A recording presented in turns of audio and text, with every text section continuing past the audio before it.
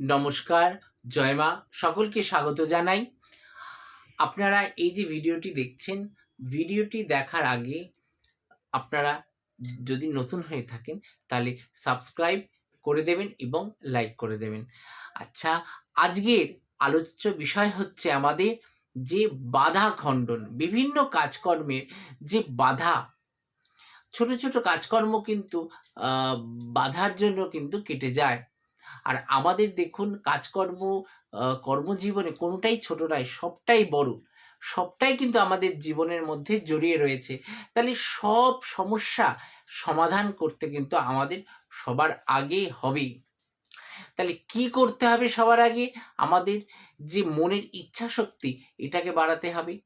Negative চিন্তাটাকে আমাদের দূর করতে হবে। তবেই কিন্তু আমরা আমাদের লক্ষ্যে পৌঁছাতে পারবো। তাহলে যেমন আহ, কেমন কেমন বাধাগুলো আপনারা খণ্ডন করতে পারবেন আজকের এই টোটকাটা ব্যবহার করলে।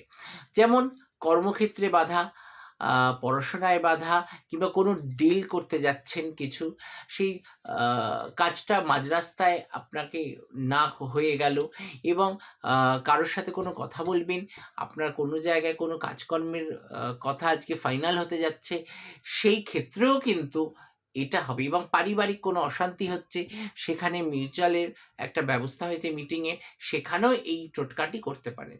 আবার দীর্ঘদিন ধরে আপনারা আপনাদের যে ইচ্ছা সেটা পূরণ করতে পারছেন না, আপনাদের মনোবাসনা পূরণ হচ্ছে না, তাহলেও কিন্তু এই টোটকাটা করতে পারবেন। দুটি টোটকা বলবো। কি? প্রথমত কর্মক্ষেত্রে বাধা এবং সর্বক্ষেত্রেই বাধা যেগুলো আসছে সেটাকে খণ্ডন করার জন্যে যে কোনো কাজে যাওয়ার সময় আপনারা কি করবেন? একটি কাগজি লেবু নেবেন, আর তার সাথে 5টি লবঙ্গ নেবেন। সেই লবঙ্গের ফুলটা যেন থাকে, সেই ফুল সমেত লবঙ্গটা আপনারা কাগজি লেবুর মধ্যে গেঁথে দেবেন। 5টি লবঙ্গ একটি কাগজি লেবুর মধ্যে গেঁথে দেবেন, এবং সেই কাগজি লেবুটি আপনারা পকেটে রেখে কিংবা ব্যাগে রেখে সেই কাজে যাবেন। এবং প্রত্যেক বৃহস্পতিবার করে 7টা বৃহস্পতিবার করতে হবে। একটি হলুদ কাপড় নেবেন, সেই কাপড়টিকে 7 টুকরো করবেন। করার পরে আখি গুড় নেবেন 7 টুকরো। নেয়ার পরে সেই হলুদ কাপড়ের মধ্যে রেখে দেবেন। সেই কাপড়টি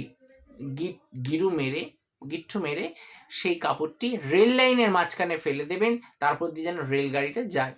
তাহলে কি হচ্ছে? আপনার বাধা খণ্ডন হয়ে ইচ্ছে পূরণ হতে থাকবে। এই ক্রিয়াগুলো করলে দেখবেন আপনাদের সর্বকার্যে যত বাধা সেটা কিন্তু খণ্ডন হয়ে যাবে। আচ্ছা, আরেকটি কথা আরেকবারও আপনাদের বলবো, আপনারা যদি নতুন হয়ে থাকেন এই চ্যানেলে তাহলে আপনারা অবশ্যই সাবস্ক্রাইব করে দিন এবং একটি লাইক করে দিন। আপনারা ভালো থাকবেন, সুস্থ থাকবেন। জয় মা। নমস্কার।